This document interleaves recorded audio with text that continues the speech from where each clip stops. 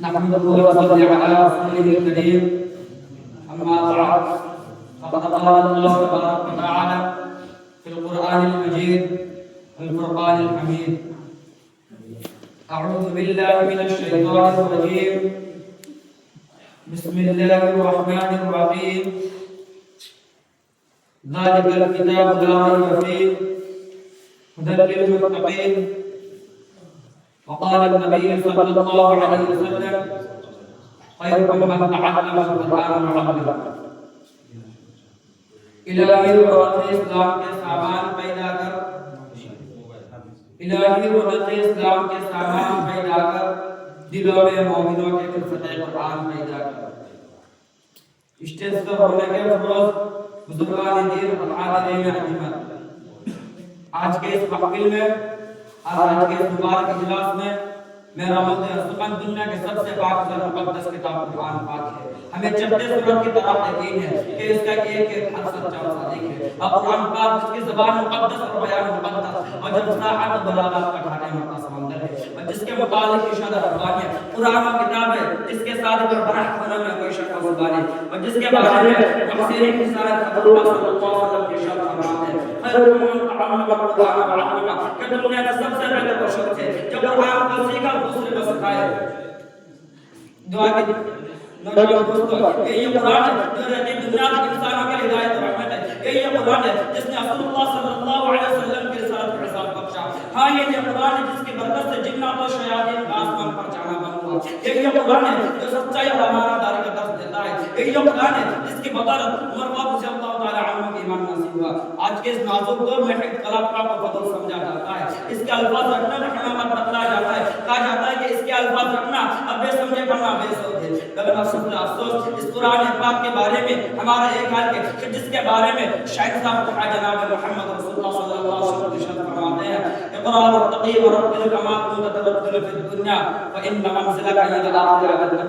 کل قیامت کے دن آپ کے قرآن سے کہا جائے گا کہ قرآن پڑھتا جا جنت کے درجوں پر چڑھتا جا اور ٹھہر ٹھہر کر جیسا کہ دنیا میں ٹھہر ٹھہر کر پڑھا کرتا تھا بس تیرا مقام اور ٹھکانہ وہی ہوگا جہاں تو آخر آیت پر رکے گا یاد رکھو قرآن دنیا کا سب سے بڑی نعمت ہے اس زمین آسمان چاند سورج ستارے کو اس نعمت کا مقابلہ نہیں کر سکتا اور کیوں نہ ہو جب کہ اس کا اتارنے والا امین اور جس کے ذریعے اتارا گیا وہ بھی امین اور جس ذات پر نازل ہوا وہ بھی امین اور جس مہینے پر نازل ہوا وہ تمام مہینوں سے افضل ہے اور جس رات پر نازل ہوا وہ ہزار مہینوں سے بدتر ہے اللہ کا مقدس اور پاکیزہ کلام تمام کلاموں سے افضل اور برتر ہے حدیث پاک میں آتا ہے فضل کلام اللہ علی سائر الکلام کفضل اللہ علی خلقہ اللہ کے کلام کو سب کلام پر ایسی فضیلت ہے جیسے خود حق تعالی شانوں پر تمام مخلوق پر اللہ کا دلال اور خدا کا پیارا کا ارشاد فرماتے ہیں کہ جس نے قرآن پڑھا اور اس پر عمل کیا کل قیامت کے دن اس کے والدین کو سورج سے بھی زیادہ روشن تاج پہنایا جائے گا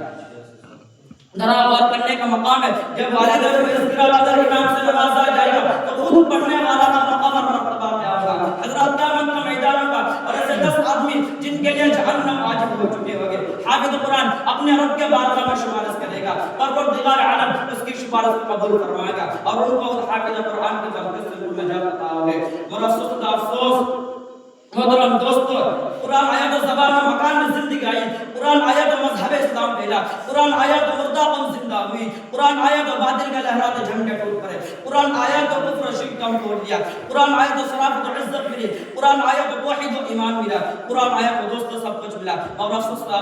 قرآن پاک کے دامن مقدس کو چھوڑ دیا ہم نے اس کی پاکیزہ تعلیمات کو بھلا دیا نتیجہ یہ ہوا کہ جو مسلم قوم جس کے سر پر عزت و رفعت کا تاج تھا ذلت و رسوائی کے بار میں جا گئی وہ قوم جس کے آگے بڑھ کر استقبال کرتے تھے ناکام اس کا مقدر بن گئی اور مسلم قوم جس کے آواز پر افریقہ کے جنگل میں رہنے والوں خاندان کا میدان خالی کر دیا تھا آج ایک چمٹی بھی اس کا حق ماننے کو تیار نہیں حضرات میں پوچھنا چاہتا ہوں وہ کون سی چیز تھی جس نے صحابہ کرام میں اتنی طاقت اور قوت پیدا کی تھی نوجوان دوستو یہ قرآن پاک تھا جس نے ایک کو 1000 پر بھاری کر دیا تھا کسی نے سچ کہا ہے وعدہ قلبہ کے مومن کے لیے قرآن میں وعدہ قلبہ کے مومن کے لیے قرآن میں پھر تو کچھ غالب نہیں کچھ ہے کثر ایمان میں